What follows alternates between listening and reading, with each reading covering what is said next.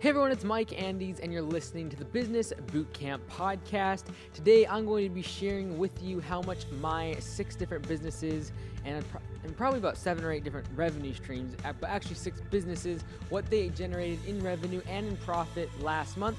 Before we get into today's show, though, a big thank you to today's sponsor, which is Augusto. If you haven't already, go to gusto.com/bootcamp. If you're like me and you run businesses, you have employees and you got to pay them and you want to be transparent with what you pay them. And a great way to do that is use a platform like Gusto where they can see their compensation, how much money is being taken away for taxes and Medicare and all the rest of the stuff that comes out of their paycheck.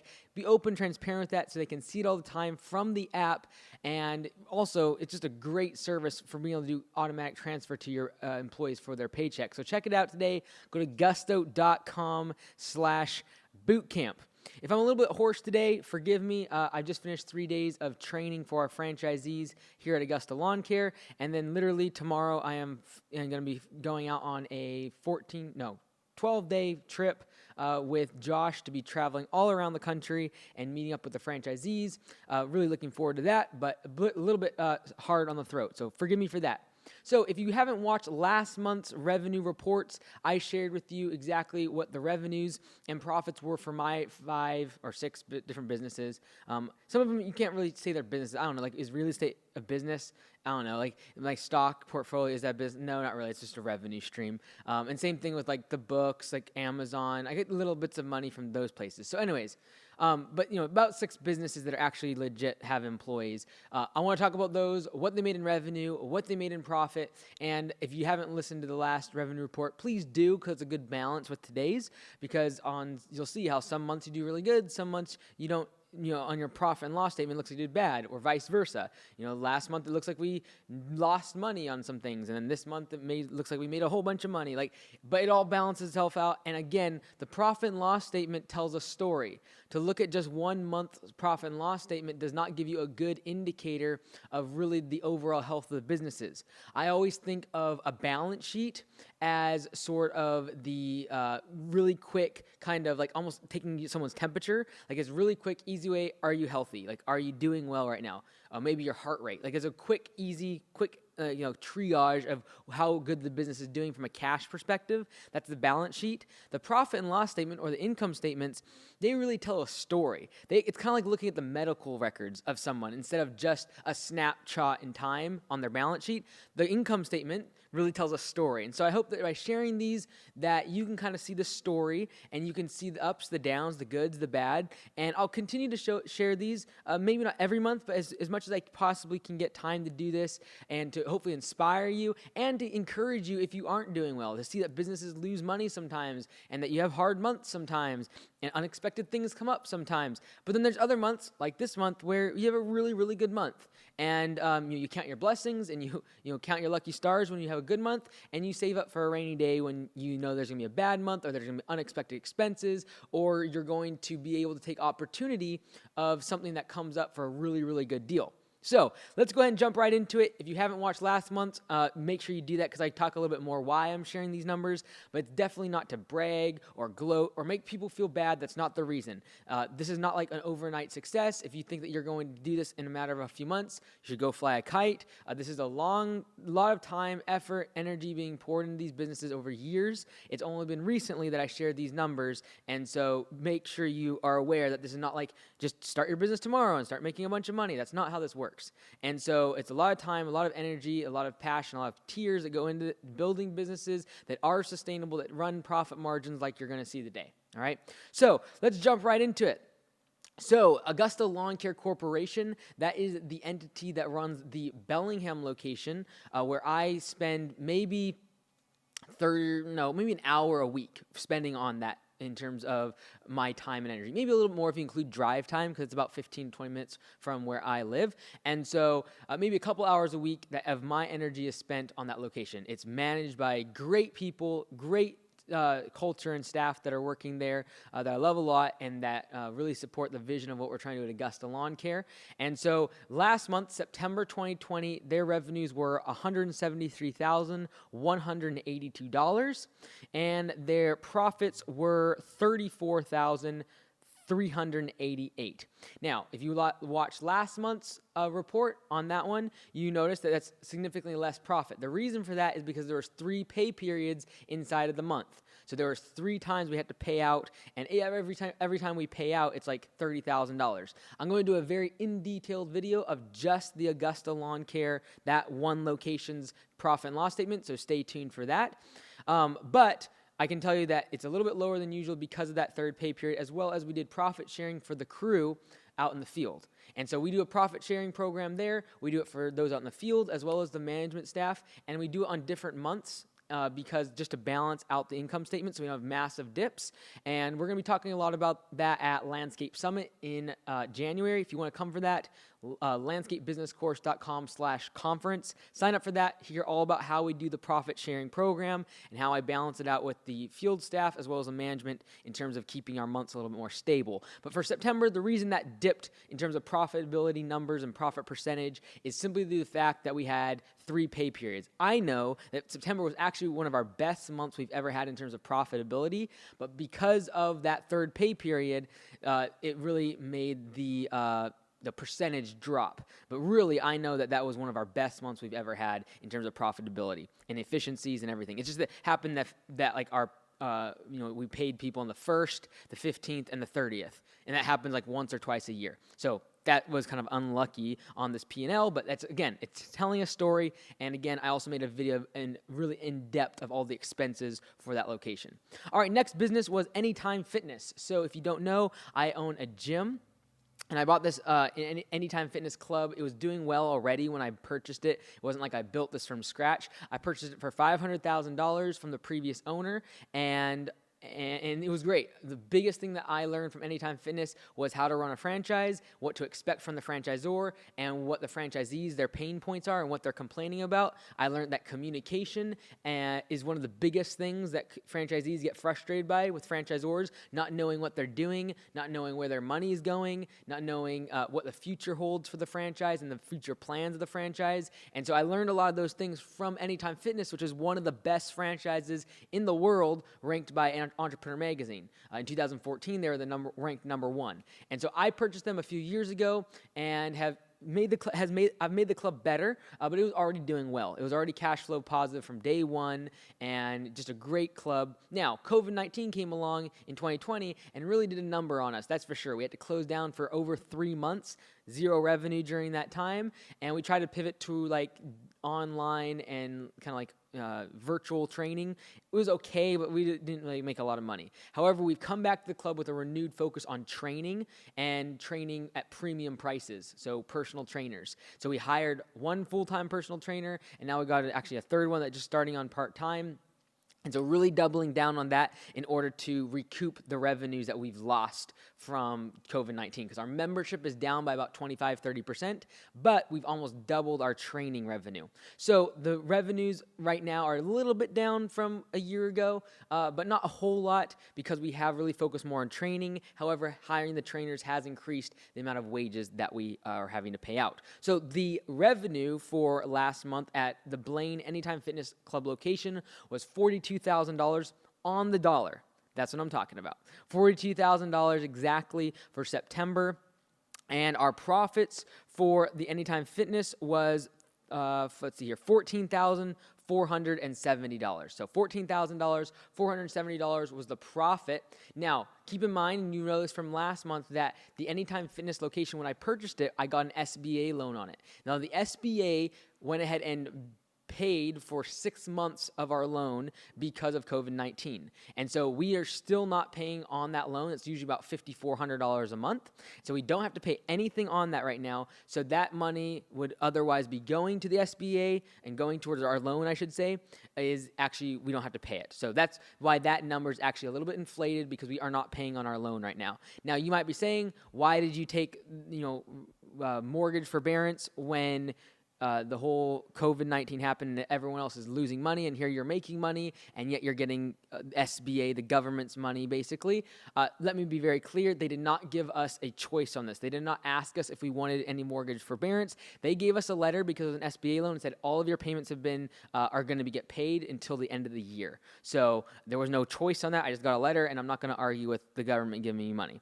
And so at that point, that is going to help us a lot be able to get this money, because when we start having to pay our mortgage again, we hopefully by then will be able to have a high enough revenue where we're back to where we were last year, and we're spending quite a bit more money right now on marketing. So even though we saved like $5,400 in our monthly mortgage on their 10-year SBA loan, we probably spent $3,000 or $4,000 in marketing that we would have otherwise not had to, and we're doing that to kind of keep the training alive and really growing the training side of the business, where I feel the margins are going to be and the future of gyms need to focus on to stay sustainable in the future, because focusing just on 24/7 hour memberships is not the way of the future. It's just not going to be, it's not sustainable. I really feel like it's going to be getting people to pay $100 a week or more is going to be where the training, getting a personal trainer, having a nutritionist, having we have body scanners and heart rate monitors and all the rest of it. We use technology quite a bit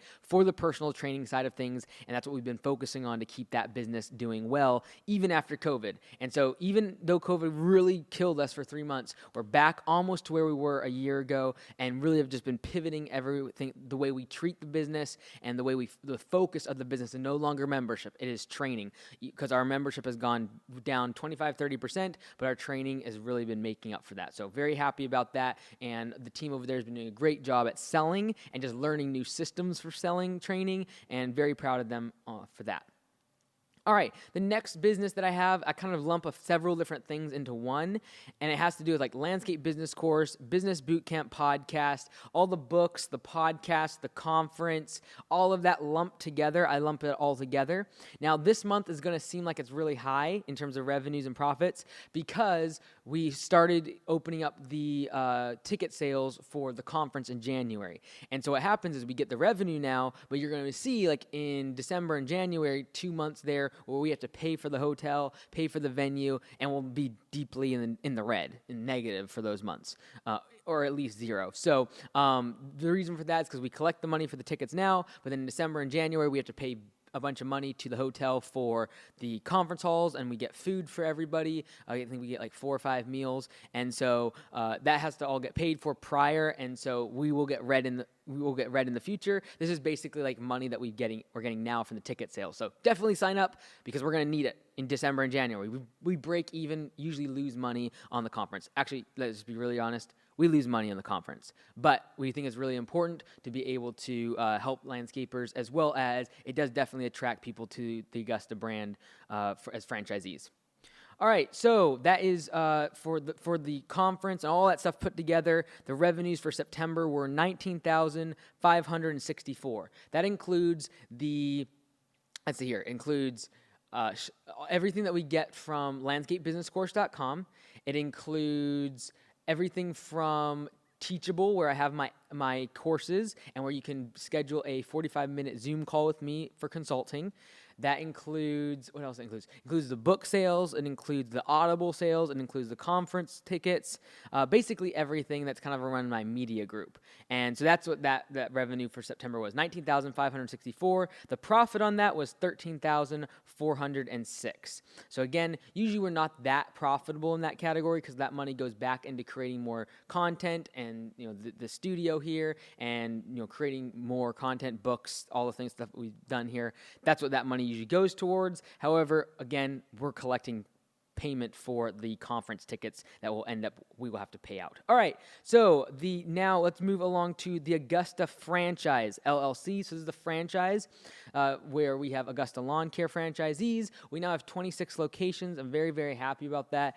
My realistic goal for 2020 was to have 20 franchisees, and we're at 26 right now. So very, very happy with that. The franchisees are doing great, and obviously there's always a couple that are struggling. They go through personal struggles, and that really weighs on me, because it's tough when I see their business struggling, because I know what they're struggling with, whether it be personal or family issues and things like that. And then COVID did a number on them too, but no one's went out of business or anything like that. It's just that there are a couple that are struggling, but overall doing really, really good, and I'm just so happy with them, and it's just been great. We've been growing, and the systems have been being more and more refined. We just finished training this weekend, and afterwards I was telling our management team, just like I felt like we're hitting a stride on training in terms of trying to pack all that information in 3 days. and making it where it's actually digestible for them. And so we're getting better at like what we need to have set up for them before they even come for training, what they need to watch before coming to training to get actually the best, learn the most during the 3 days that they're here for training. So we're looking forward to that. I think we're going to get to probably 40 franchisees within the next few months. Over the winters when we grow the most, and so many of the franchisees are doing so well, and it just speaks for itself. So really, really looking forward to the future of Augusta Franchise. So last month's revenues were $42,798, and the profits for the franchise were $8,787. And if you remember, if you listened to last month, you actually remember we recorded a loss on the franchise. So the franchise is not profitable consistently. It goes, some like this month we were above because we had some initial franchise fees that we collected on. However, there's months where we lose because we're investing very heavily into software, and basically every dollar that I get into the franchise and every dollar I can, I'm putting towards the franchise in terms of building better software. So we actually just started in September version 3 of our P4P system. So P4Psystem.com is available when you get landscapebusinesscourse.com. That's the version 1. Version 2 we completed back in August, and we already are starting to work on version 3 that is just going to be super killer awesome. Can't wait for it. And we're going to have that launched by January when we have the conference for our franchisees. So conference is separate from Augusta. So Augusta Lawn Care franchisees, we come together before as a seminar before the conference, and then we have the actual landscape summit for everyone else. So really looking forward to that conference. Can't say that enough. But the franchise is doing well. We're growing in terms of number of people. We've added some on new partners. We were able to get a Vistaprint to create a separate portal for us for printing, so they can save 30 to 40% off on all their orders, as well as free shipping on everything over $50. And they don't have to actually design we create the designs for them in terms of door hangers and flyers and postcards. But now with this new portal, they're able to, instead of having to go into Photoshop and edit their phone number, add their URL in, this is able to, they just click on what they want at the discounted prices through the portal that we're given. It's all branded with Augusta, and then they're able to just use a text field and add their phone number, add their URL, and add their name, things like that, and then just order right from there. So it's great. It's cheaper. So big savings, especially for the new franchisees. They get a bunch of postcards and door hangers and every door direct mail. So a lot cheaper for them. And it's just super fast and easy. We can upload our designs from corporate into there and then just really seamlessly. Same thing with shirts. Next week, they're coming out with a whole bunch of apparel for us in terms of embroidery, hats, shirts, sweaters, men and women's, like a whole bunch of stuff. So really looking forward to that. That's been a big development that we've invested in this past month as well. But really, with Augusta Franchise, every dollar in profit is going to be rolled back into software right now and building out the system. So, for example, we're moving the operations manager at our corporately owned location, the Augusta of Bellingham. We're moving her into Liz. You've met her before here on the podcast. We're moving her over into being able to support the franchisees because it's now getting enough revenue and profit to be able to support that. So the more profit we can make at the franchise, the more I'm able to move money towards supporting the franchisees and just building that. And most importantly, I just feel like if we support the franchisees and they do really well, the sales part will be fine. We don't advertise for it. It's just people that hear about it and join the franchise. And so that's the goal. It's like as we get more profit, we're able to build more software, support the franchisees with more staff in terms of on-call people here at corporate. So really looking forward to that transition to be able to move Liz into the role of supporting the franchisees because now I think we can afford it. We're pulling the trigger a little bit early. I understand that, and we'll probably have some negative profit months during the winter because of it, but that's totally fine. I think we'll be okay. All right, next business is Augusta Mount Vernon. So this is the secondary Augusta location that we started this year in March of 2020. Yeah. March 2020, something like that. Yeah, mid-March 2020, right when the state was going into lockdown. Right when that started, we launched Augusta Mount Vernon. I have a manager down there. I have not been to this location this entire past quarter, probably for 4 or 5 months, honestly. He does an amazing job, and last month in revenue, they did $24,290, and they profited $9,510. So really, really happy with that. That was the first full quarter. July, August, and September were all very profitable months, and we were able to give the first quarterly distribution of profit sharing for the manager down there. Really, really excited about that. He's doing an amazing job, Tim, down there in Mount Vernon, and it's really proving that the Augusta model works, not just for a big business like the Bellingham location that did 173,000 revenue. It also works on a small scale, and that $9,500 in profit is after the manager has been paid and everything, like the command center. I think that included, there's gonna be another video on just the profit and loss statement for the Mount Vernon location, but I know that they pay like $2,600 or $2,700 to command center, which is where the franchisees get all their calls answered, but they are full service. So they get all their emails answered, they get their schedule done, their payroll is ran by command center. And so if you have more questions about that, watch the other video where I share the numbers on the Mount Vernon location specifically and actually go through their P&L. But it's great. Like, that is a great little business because it proves the fact that, hey, you have a manager and employee and still producing, 40% or so on profit on average on each month over the course of the quarter. And so, yeah, I'm going to talk more about the profit sharing program that we use for managers that run the entire location at Landscape Summit, and how you can kind of make those satellite locations not have to be there, have a manager that actually cares, and you're able to pay them good money. And still the company does very well in terms of profit. So I spend probably an hour and a half a month on that location in terms of my time. And so just very, very happy with the outcome of that location as well.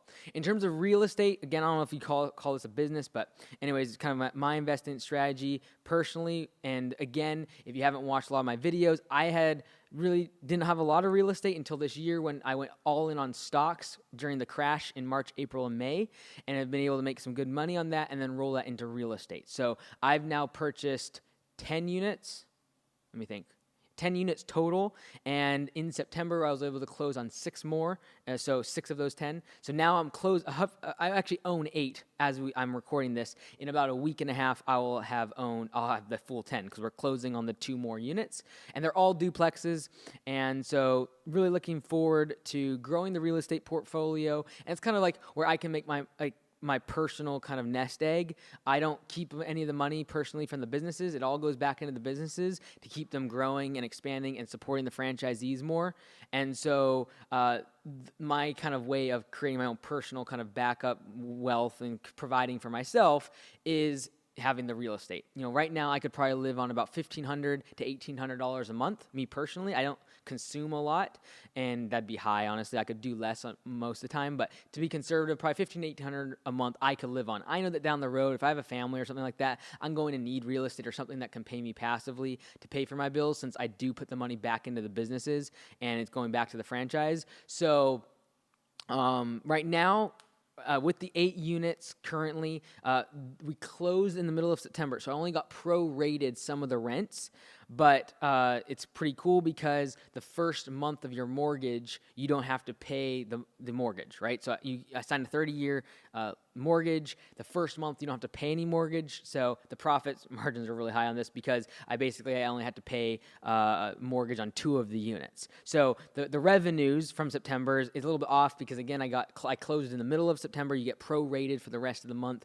for rents. So I did $10,900 in rents and in total gross revenues, I guess you would say, and then $8,978 in profit. But again, that's because I didn't have to pay any of the mortgage on the 6 units that we just closed. In a couple months, you'll have a better picture of the real estate because I'm closing 2 more units in a couple weeks, and then we're raising all the rents in January. And right now, even we had 1 unit get abandoned because we moved into these places, and when I bought these places, they're just not the greatest of tenants, let's just be honest. And so with the eviction moratorium, we can't really get rid of them. So we're trying to fix them up. We're putting money into them. And I know next month, for example, we deeply negative on the cash flow perspective of the real estate because we're painting the real estate and we are, tearing out the carpet and doing a whole bunch of renovations as the units come out. So those will be negative for the next few months in terms of cash flow. But next year, once we can raise the rents, get great tenants in there, really looking forward to be able to have a nice cash flow as well as just keep investing that money back into real estate. I won't be getting a bigger house or a nicer car. Not really interested in those things, but for me personally, as the real estate makes money and I'm investing into stocks, I will use that money and keep getting a deal or two a year probably. That's kind of my goal in terms of real estate. So in terms of stocks in September, if you follow the stock market, it was a really, really bad month for stocks. Fortunately, I had to pull my money out at the end of September. September was a really bad month for stocks. I had to pull my money out at the end of August to pay for the 6 units that I just closed on. I had to pull the money out for the down payment. The down payment was like $460,000 or something. So I pulled money out of stocks and 480, I forget, something like that.